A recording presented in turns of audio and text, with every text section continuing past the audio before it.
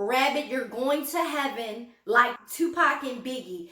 That was ignorant. He's very ignorant. I don't care who's fans of Boulette. Your fave is a ignorant piece of trash. Hello everyone, welcome back to Let's Talk Wild. Your girl Tay here, and today I'm bringing you another review of Naked and Afraid XL Valley of the Banished, okay? The survivalists have 34 more days remaining. And we're going to start with Sarah, John, and Ryan, Team Murder Puddle, okay? Day 6, Ryan finds a ton of clams. You know, they had to cook them up really good to kill the parasites.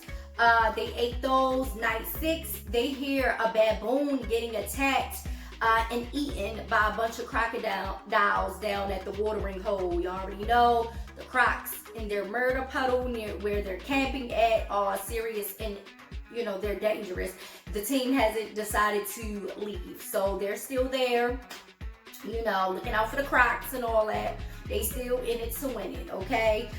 So it wasn't much going on with them. Okay, so next up we have Wes and Gwen. They didn't really have too much going on either. Day 6, they are hungry. They're still looking for food. Wes is frustrated because this is his responsibility, he said. He's the hunter, he wants to hunt, he wants to provide food. So, he's getting frustrated because he isn't getting anything. He finds some type of fowl, a type of bird, on the ground, and he tries to shoot the arrow, and I think he might have grazed it a little bit. I mean, it was feathers everywhere, but the bird had flew away. So, he was really annoyed by that. Night 6, elephants are around the camp. Like, they are surrounding. I think they were just walking by or whatever. They eventually left, but they were all around the camp. Maybe they came to investigate, see what the heck you humans were doing, then they went on about their business, okay? And Wes had grabbed a blade. Like, sir, that blade is not going to help you defend yourself against an elephant. That elephant is going to freaking stomp on you guys. Even if they weren't going to pass through, if the elephants wanted to come crush you, they could. And that blade wouldn't have did anything. Facts. Day 7, they find a huge aloe plant to eat. I guess they ate some of it. I had looked away from the screen a little bit. Then I come back. They're just like throwing up, and they're throwing up from their noses, their mouths. It was so disgusting, y'all. So they are sick. Gwen and Wes ended the episode sick. Okay? Not looking too good for them. Next up, Susan and Seth. You already know he's throwing up. He's not feeling too good. He needs to cool down. He goes down to the watering hole, sits in the water. Suzanne is like, I'm not sitting in that water because I got lady parts in them leeches. I don't want no leeches climbing up my chucha, my cuckoo, okay? Period. Seth, goes down to the water and he comes out with leeches on him, and Suzanne has to help him take them off. Suzanne goes down to the watering hole to check the fishing lines.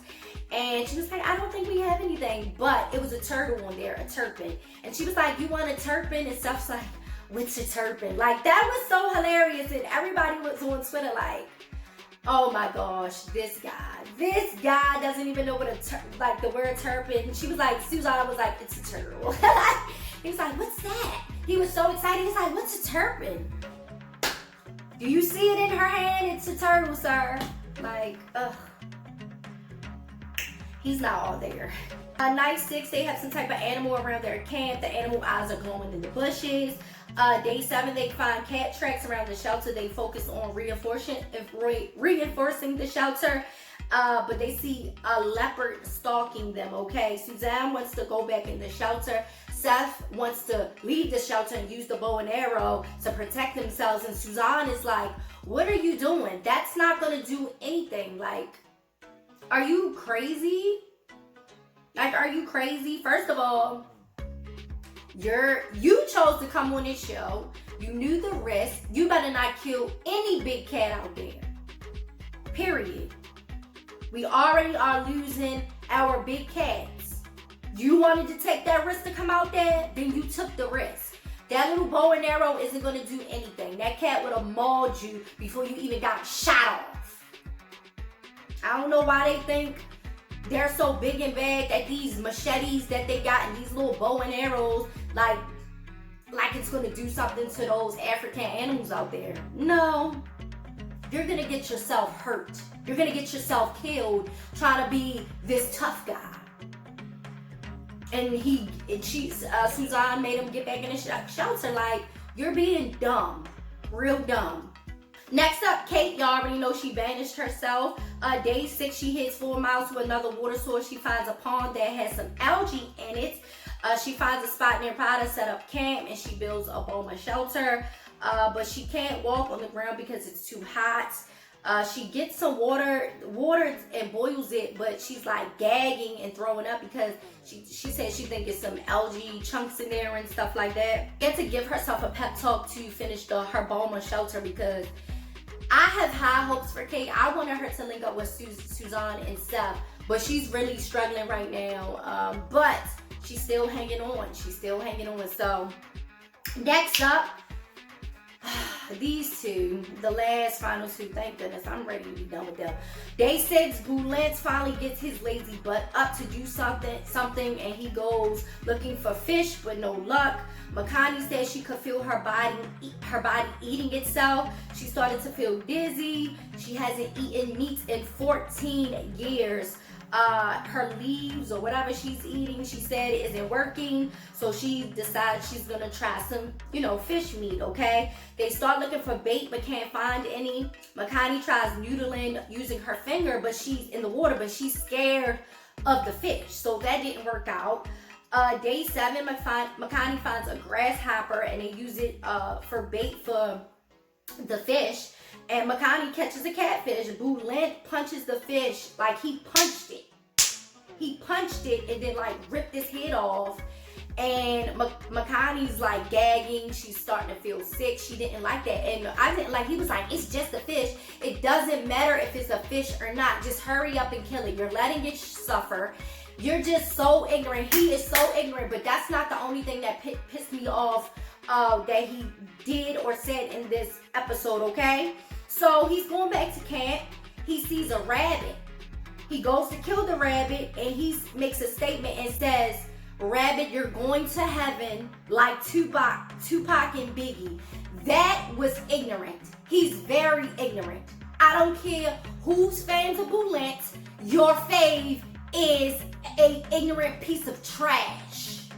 Why did you have to say that? And that really makes me think what type of person he really is deep down in the inside. And y'all know exactly what I'm talking about. He's disgusting. He's disgusting. He is so ignorant. What does Tupac and Biggie got to do with Naked and Afraid?